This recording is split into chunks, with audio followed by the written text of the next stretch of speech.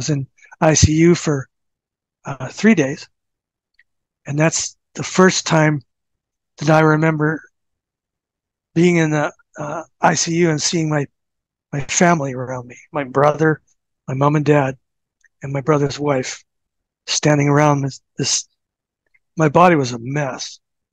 And I was on all these life support tubes and things, and lung machines. It was a mess. And then Okay. after that, I went into the light. I left the hospital room, and I was in this golden light, just beautiful golden light, and I could feel uh, joy, love, and I could see down this like a tunnel, and I could see these tall beings, and they were just standing there, and we communicated without speaking.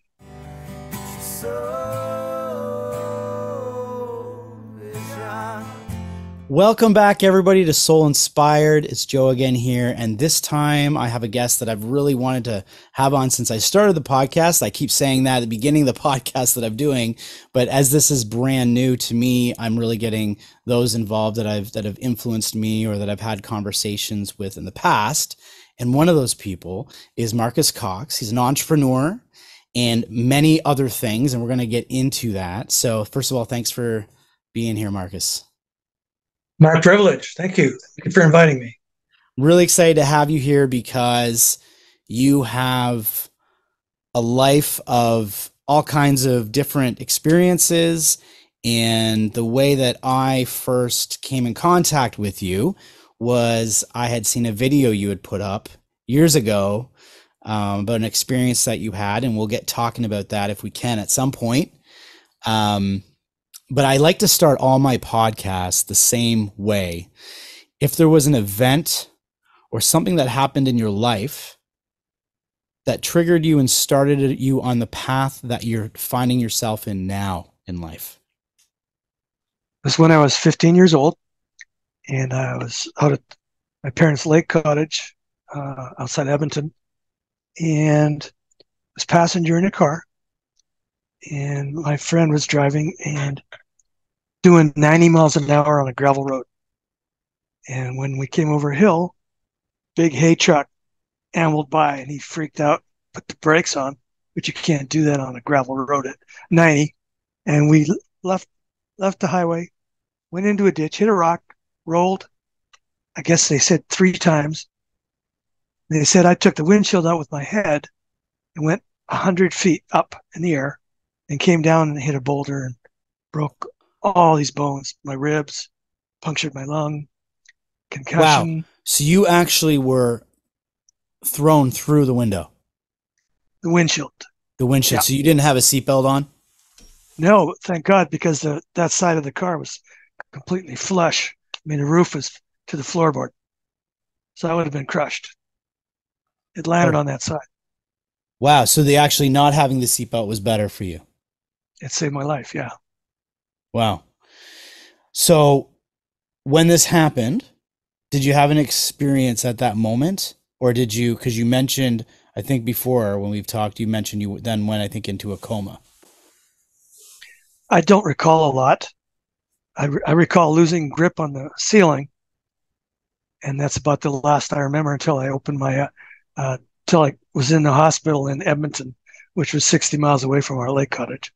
So they picked me up in an ambulance, and I guess my parents, I know my parents followed the ambulance Right. all the way to Edmonton, and then I was in ICU for 3 days, and that's the first time that I remember being in the ICU and seeing my family around me, my brother, my mom and dad, and my brother's wife standing around this.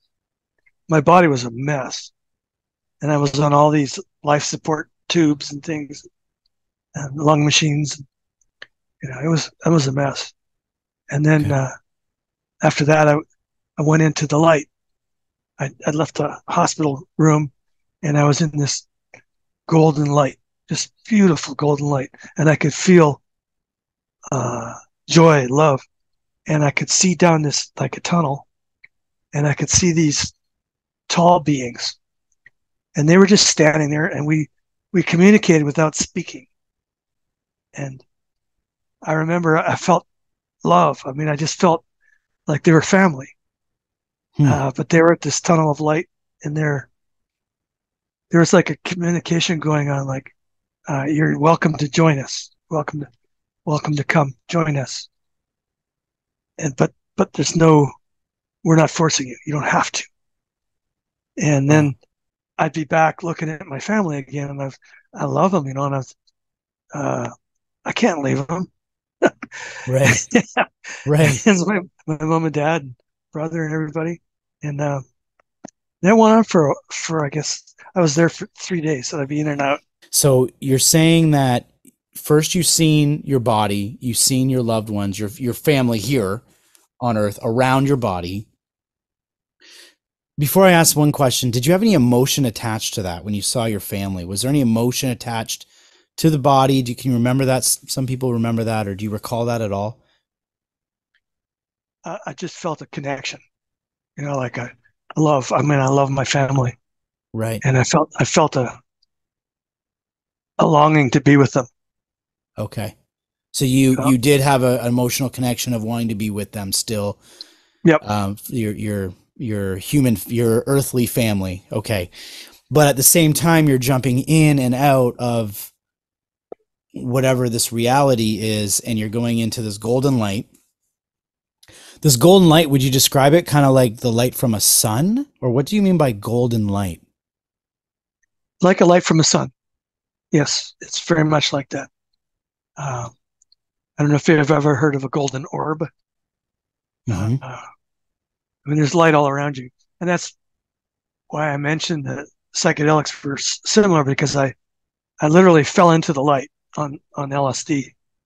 In fact, Leary's book, Psychedelic Prayers, has a section in it where you let go of all form and nameless, timeless speed of light here and now, and that's a psychedelic experience that he describes.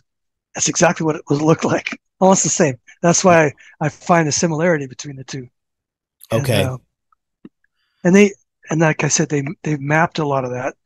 Uh, you go into the higher frequencies like gamma, and it's out beyond the normal senses. It's higher frequency. You're talking about higher frequency in your brain? Yes. Yep. Okay. Okay. Yeah. So let's speak on that for a moment, because you said that you saw beings, and these beings communicated with you that it would be okay for you to go with them if you wanted to, but you felt the need or the want or desire to stay back with your earthly family, and obviously decided to stay here, and here you are. But um but you did feel like there was an option. Yes, I did. Okay. So one of the questions, and this is why I'm excited to speak with someone in this way, because I wanted to always ask this. Because you're talking also about, you mentioned psychedelics and how they can, in a way, I don't want to say mimic the same experience as an NDE, but there's some similarities. So if that is the effect of the brain, of the human brain, and you were even talking about higher frequencies of gamma and your brain waves and things like that, and I don't know enough about that stuff, but I can understand what you're saying. Um, as a skeptic, which I'm not, but if you were a skeptic, would you not then think that this experience you had something to do with the brain? Or did you feel like it could have been something outside of the brain, outside of, and what, outside of the human body? Because here you are looking at your body, you're no longer in the body. Um, was it the belief that you are now existing outside of this human Marcus? Like you're no longer you? Because I'm a little I, I, confused by that.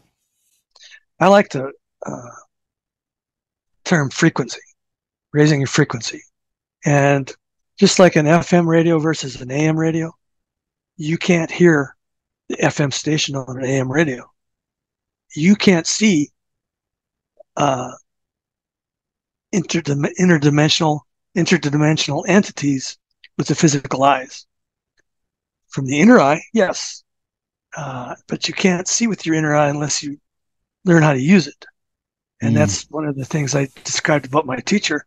Uh, Also, another yoga form, Surat Shabd Yoga, which is where you become a globe of light, if you will, and you're in a higher frequency, and you can see these inner realms. You can see these inner beings, Okay. where you can't see it here in the room in the physical. So But so yeah, so what you're kind of saying then is that we are more than this, because this physical plane, this coffee cup, this piano I have behind me, this is all based on a frequency that I'm part of, and this body is in the same frequency as this piano. But if we can raise our frequency, we realize we're no longer just this. This is just an experience or some sort of something, but we're even more than this, and you can only access that at a higher frequency. That's what I'm thinking you're saying. If let me know if I'm wrong. it's correct.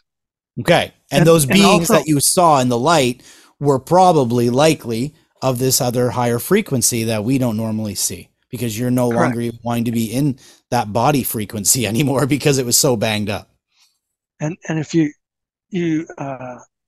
like some of those teachings I told you about, and the teachers, like you get the physical, astral, causal, supracausal, and Sachkhand. Those are the five realms uh, that are pretty well known in Surat Shabd Yoga, and a lot of the gurus from the Guru Nanak chain, they teach that stuff. And you can go to the ashrams and things, and they'll teach that how to leave your body through the third eye and meet the guru in the inner planes. And that's what Paul Twitchell was about when I met him in Vancouver. I told you about earlier. He teaches Ekankar, ancient science of soul travel, and it's just like Surat Shabd Yoga. And if you Google that, you can actually find this stuff now uh, in Google. And Muktananda, Swami Muktananda, I visited him in Oakland and also in Ganeshpuri in India. He teaches leaving the body through the third eye and meeting the guru inside and being in these higher realms. And he's got the same Pind, Un, Brahman, Parbrahman, Sachkan, and there's actually four more after that. Uh, and it's like a whole sect, millions of people involved So do this stuff. yeah, so you again, being you were how old when you had the car accident? 15. So you're 15 when you had the accident. You had this experience that probably changed your life, I'm assuming. And did you spend the rest of your life up until this point learning ways of, I don't want to say that you learned ways to get back there, but have you been able to find practices in your life to get as close as possible to that place? That's exactly what I've been doing. And I studied under several teachers to do that. And like I said, the first was Timothy Leary, because they'd done a lot of research at Harvard, him and Dr. Albert, who became Baba Ramdas. And they had the Castilia program, and they really mapped it out. They mapped out Pind, Brahman, Parbrahman, and they had it translated to genetics, biology, if you will. And they did a magnificent job. And they mapped out the psychedelic experience to those inner worlds, inner planes. And that's what those books are about. And I told you the first one was this psychedelic experience, and that was based on the Bardo Thidal, or Tibetan Book of the Dead. And then the second one was based on the Tao Te Ching, and that's Leary specialized in, was that book, Psychedelic Prayers, and that's the one I got my hands on. And all that confusion I had from psychedelics and everything, and I had some terrifying bad trips, demons chasing me and all sorts of crap. Sorted it all out, and all of a sudden I learned how to surrender. And it's very important. You mentioned about set and setting, which was part of what they did at the Castilla program. You have to do it in the right environment. And I was taking it at bars and noisy concerts and things. Yeah. Scare the crap out of you. Yeah, because And you would mention that, and for the listeners that are listening in, we had a little bit of audio issues before, so we're redoing the podcast. But you had mentioned earlier on that after your accident, it was a hard recovery. It was a very difficult recovery because your body had to kind of like Humpty Dumpty had to come back together again.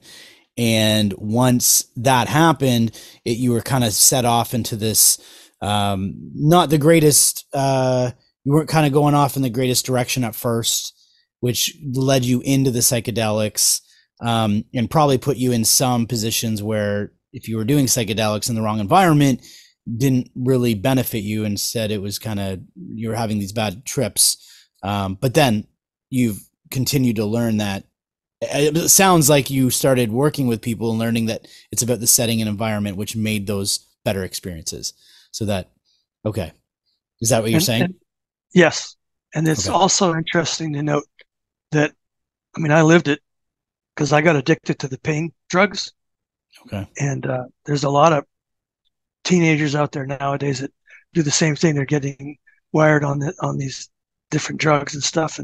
And it really, it's so compelling. You just get all whacked out. And Right.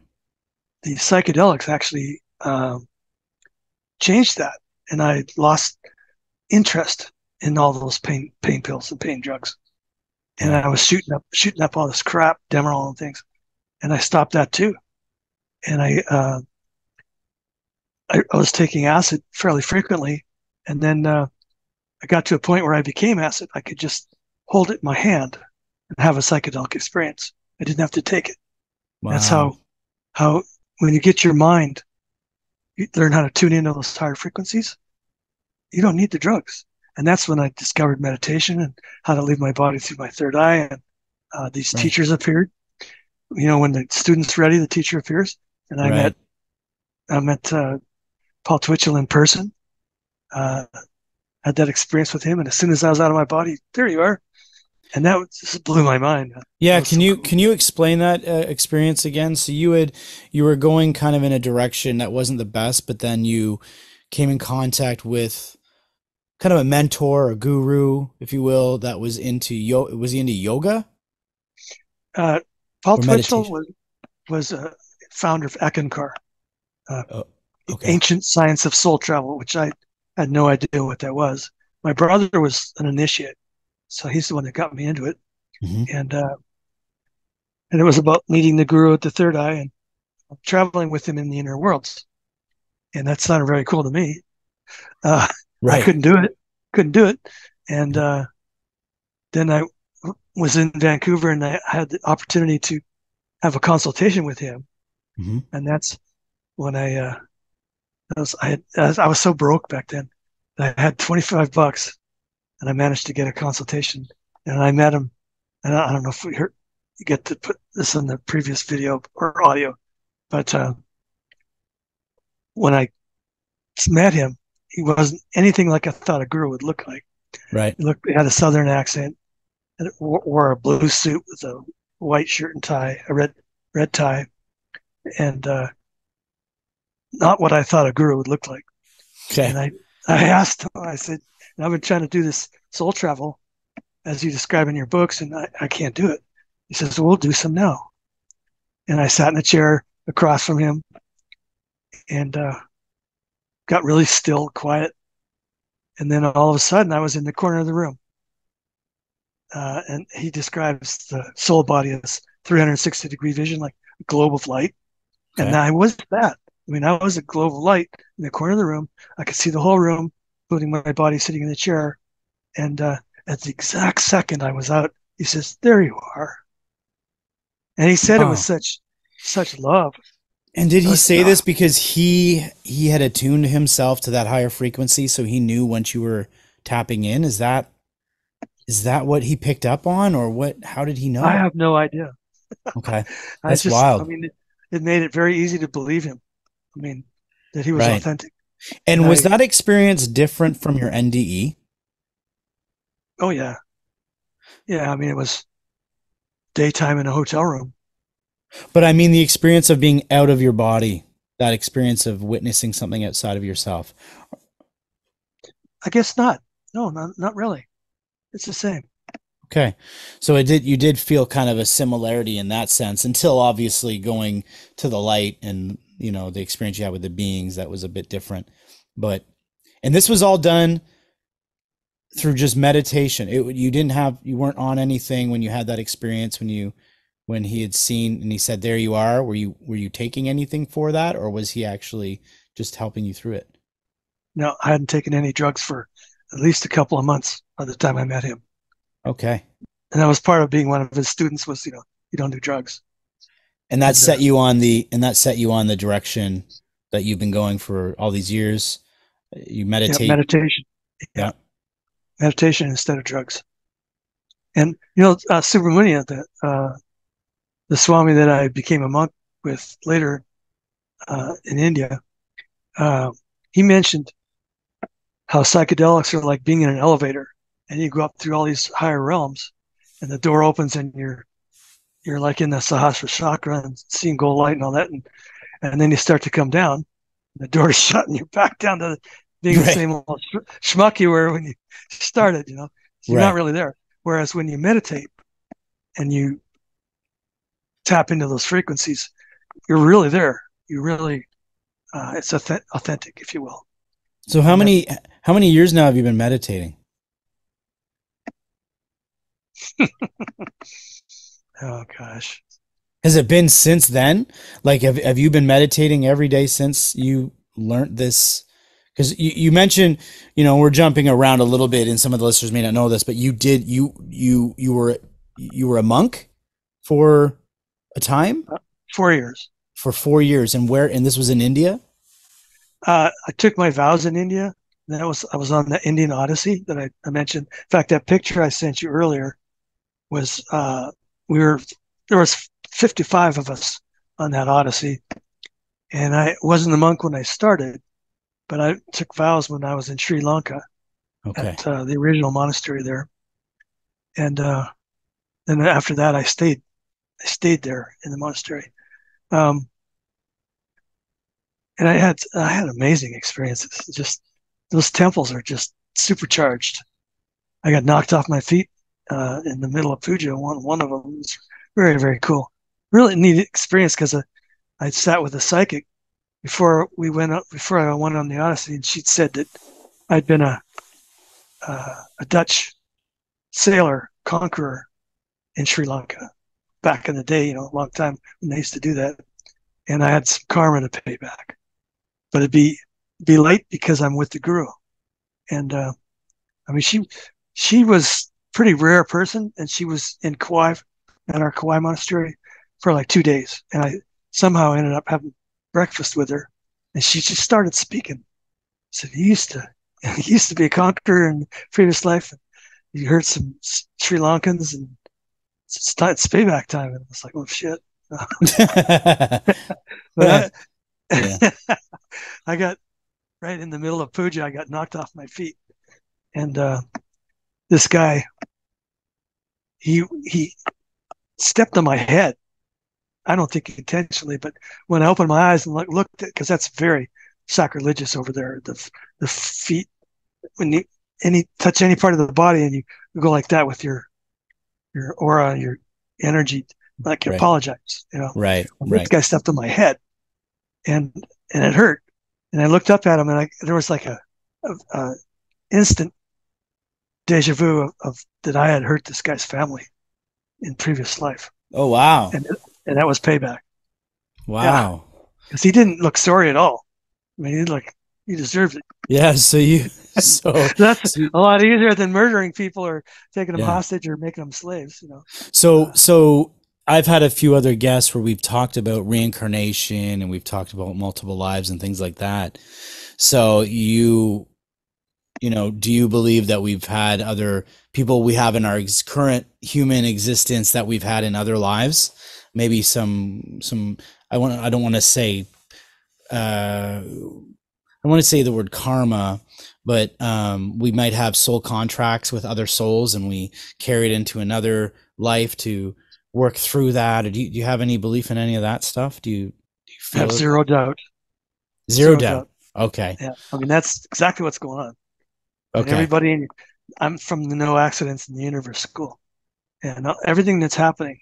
Like when I uh, met my wife, she was kind of not quite engaged, but close to this guy who died in a helicopter crash. He was in the Marines, and Okay. he came to me in a dream and basically asked me to take care of her. Oh And I'd wow. already fallen in love with her, and I was like, it was giving me his blessing.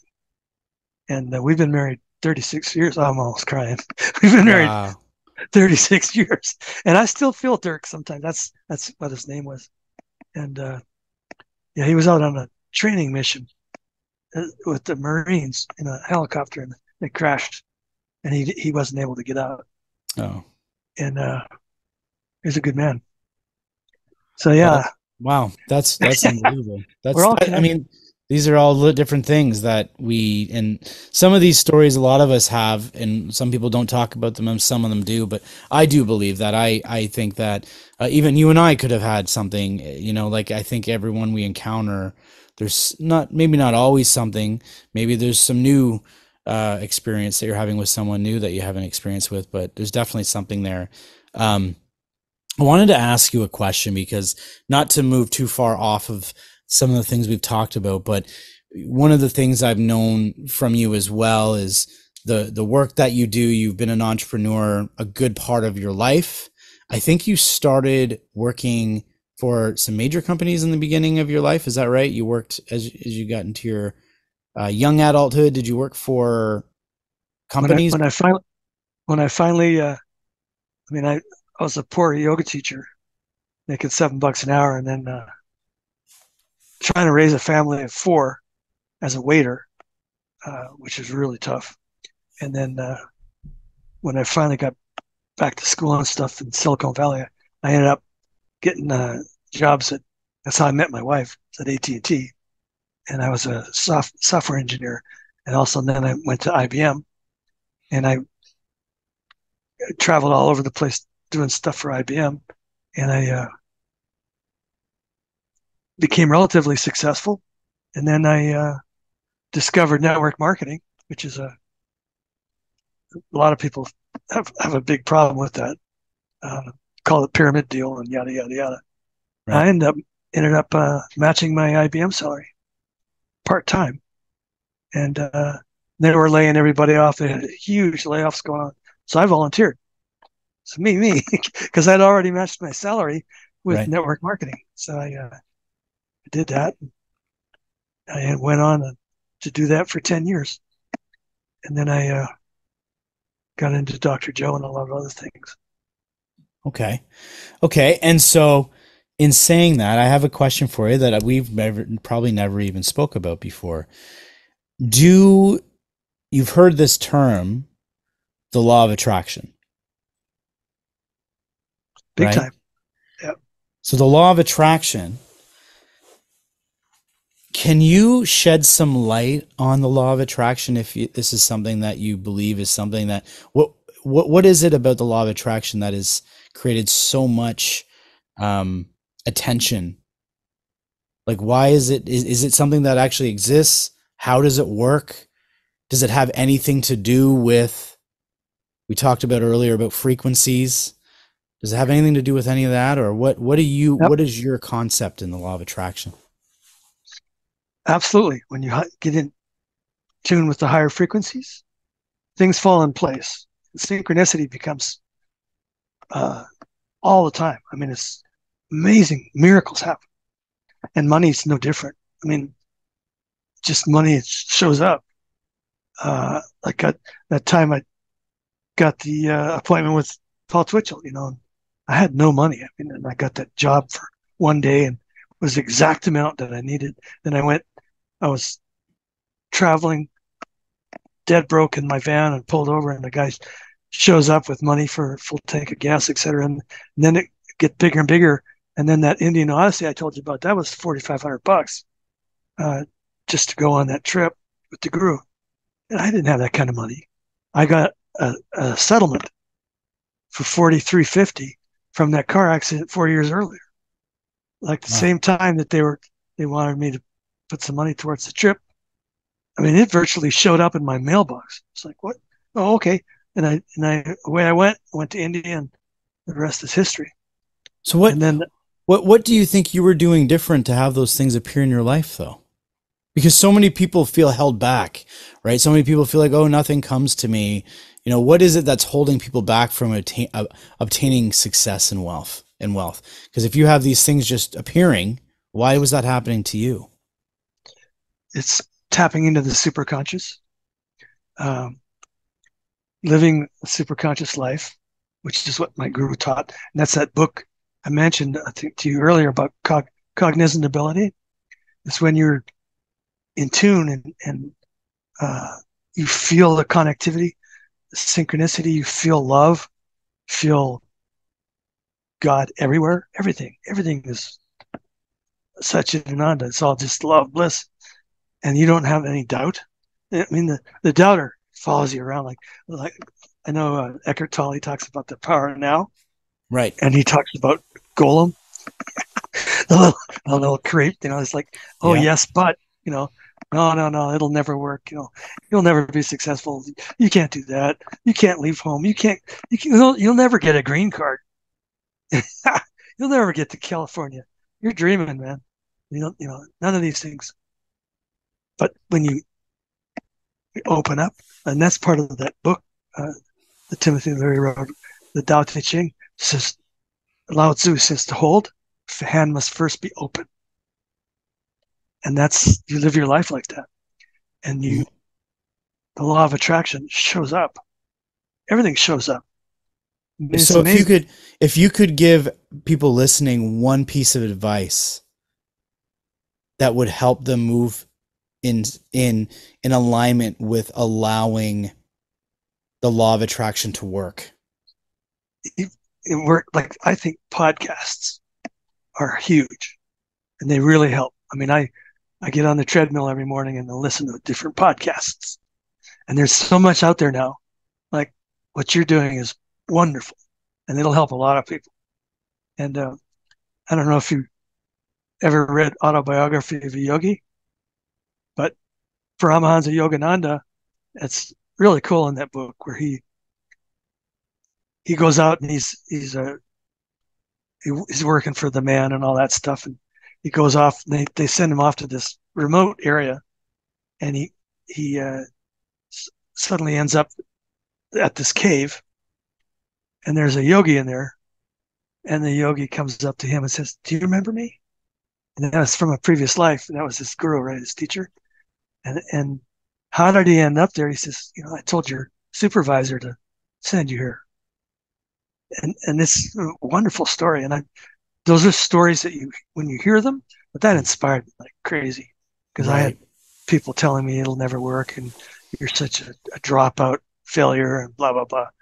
Because I had grade 10 and blah blah blah. I became a multimillionaire in 2008 until we got wiped out. Had 10 properties and all these things. I traveled all over the world.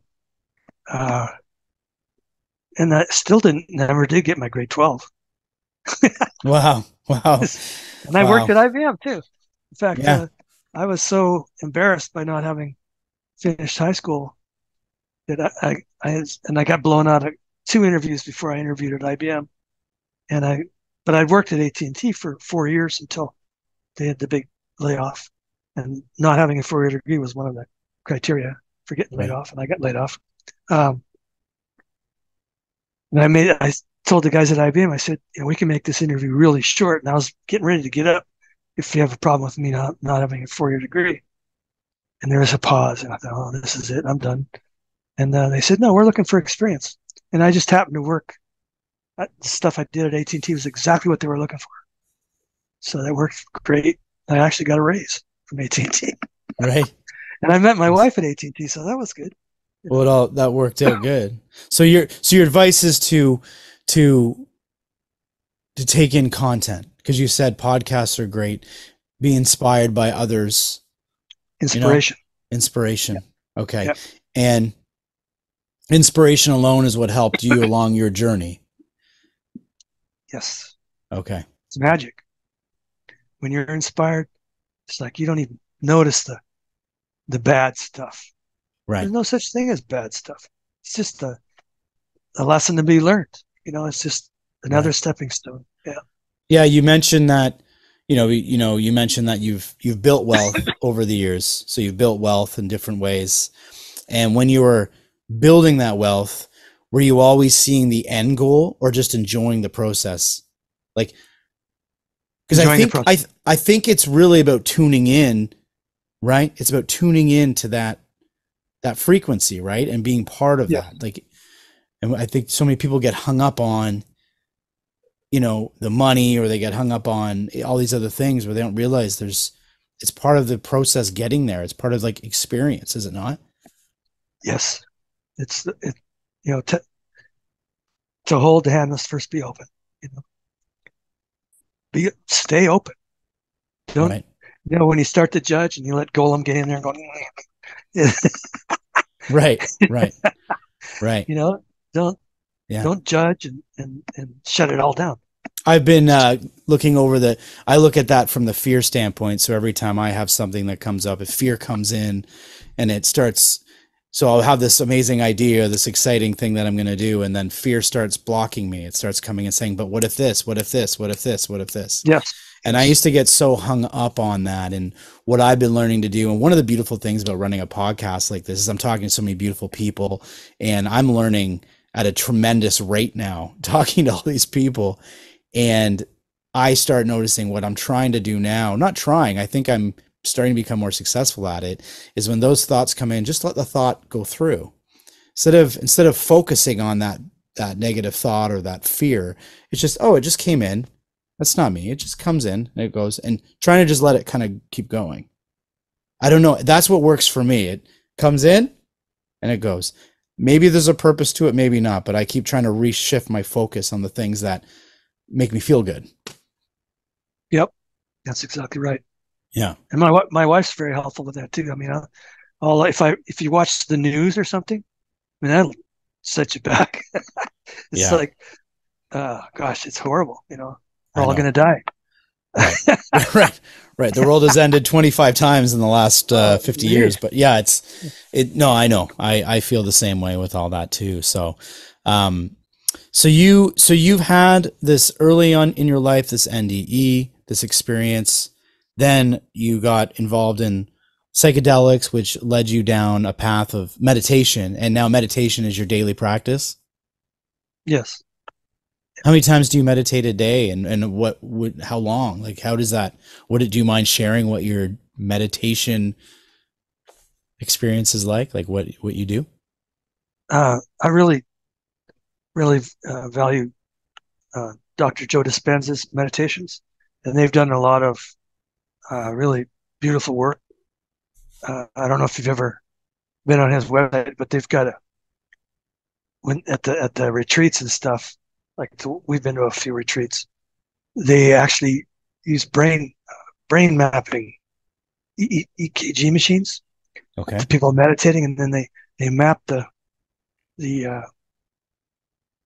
the meditations, and you can see the frequencies get higher and higher and higher up to gamma and out of sight. So that's really cool, and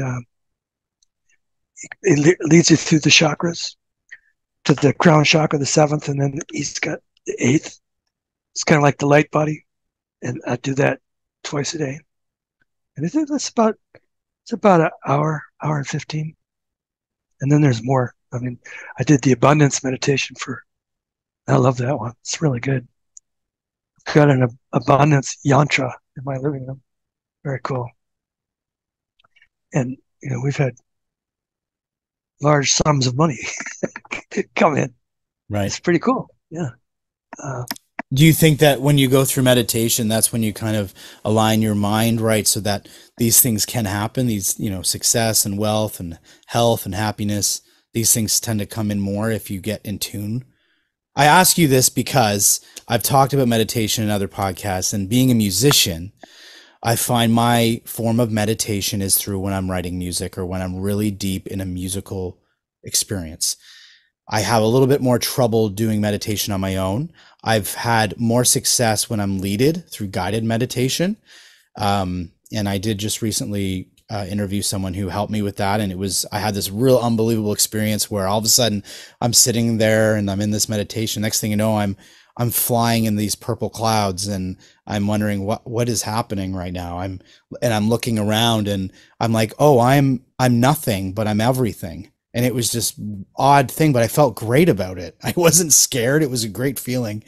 And then it kind of, maybe because it was new to me, there was a little bit of a fear that came in, and then I was kind of back because my mind started getting busy again. And so it takes practice, but I know that I'm able to get there easier. But I do find my music allows me to go there. I feel like when I'm not doing my music, I'm not as at ease in life. And it's just been, that's the way I've grounded myself through something higher than myself. You've always been meditating. It seems like you've been doing this for a long time, right? And Yes. when you become more aligned with that everything around you becomes a bit easier. Everything falls in line. Right. Okay. Yeah. And do you get thoughts that come through Yeah. through and give you this, oh, I should do this, and then you do that, and it works out to be a good decision? Yeah, the inspired moments. Yeah. Okay. It's like, I call it inner sky. I tease my wife about that. It's like, inner sky. She's an amazing cook. She'll do some cooking that is, it's just off the chart, and it's incredibly delicious. I'm like, wow, Yeah. it's inner sky recipe. I see. Okay. Nice. Yeah. Well, that's great. That's great. So I want to ask you, if you were to, I ask everyone this question, and this is a bit of a deep question. Why are we here? Why do you think we're here? Joe Borowski, Marcus Cox, like what is the purpose of us being here, incarnated in this body? To learn the art of surrender. I mean, absolute heart, full surrender. Be still and know that I am. It's just so exquisite how you can merge with all that is. There's no doubt, no separation. I love that. I love the art of surrendering. To learn to surrender. I think that fits probably with a lot of what people go through. Yep. So I love that. Do you have any final words or anything else you'd like to share? Any words of wisdom or anything for anyone? Always, just don't let the media and the news and all this stuff rule your life. I mean, it's just your attention is very precious. Don't waste it. Don't just let it flit all over the place. Play video games and all that stuff. I mean, feed your mind, feed your soul, your heart. Read stuff, listen to podcasts that make sense, that ring true. Open your heart. Like, I love kitties. we have a goofy cat, man. Big 22-pound. She's a trip. Beautiful cat, and she's just a goofball. But she'll melt me. It's like that. Boom. Just one look. She's got me. She's so sweet. I love that. I love how you said to feed your mind correctly. Don't get lost, don't get lost in all that's around you, because it really can affect you. And I think it does affect us all, affects our energy. It affects everything. Yep, and it does. Yeah. Well, I appreciate you sharing everything here today. I think we got some great content here to share with everybody, and I appreciate you being on Soul Inspired. It's probably one of those situations. I have a number of different guests on, and I think, I'd love to have them again, because there's so much to share, and to talk about it in such a small amount of time, it's hard. But I appreciate you sharing what you've shared today. So thanks. Thank you so much for having me. I really appreciate the opportunity. Awesome. And I love what you're doing. Thanks, Marcus. Yeah, it's been a lot of fun. I will say to everybody that's been listening to this, please share this with people. If you know somebody who this could help, share it, because that's the reason why these podcasts are created is to share life stories and inspiring stories with others so that they can help grow humanity. That's what we're trying to do here. So till next time, I'll see you next time, everybody.